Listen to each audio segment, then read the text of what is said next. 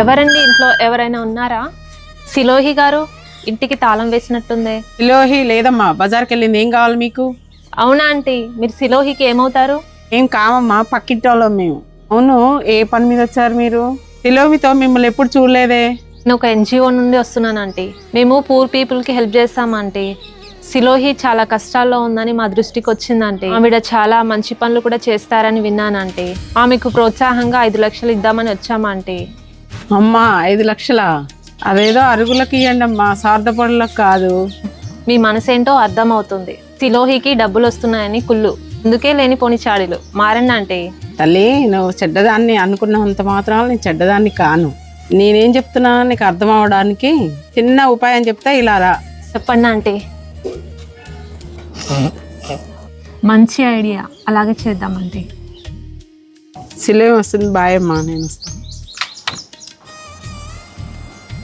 ప్రెజీలోడక్క, ఎవరు మీరు?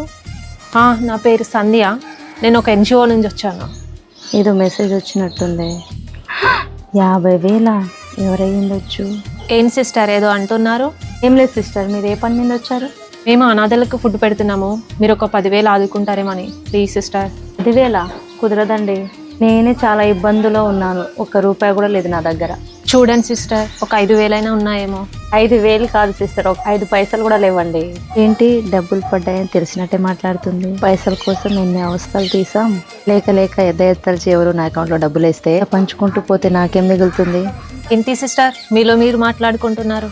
ఏం లేదు సిస్టర్, టీ కానీ కాఫీ కానీ ఏమైనా తాగుతారా అండి? పైసలు అయితే లేవు, ప్లీజ్ ఇబ్బంది పెట్టకండి.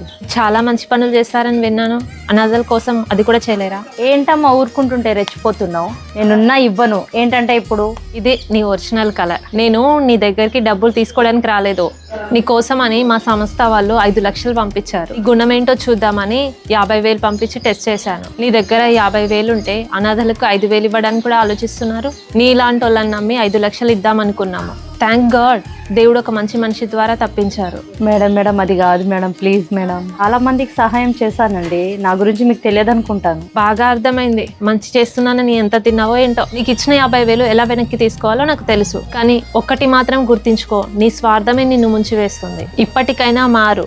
I'm sorry sister.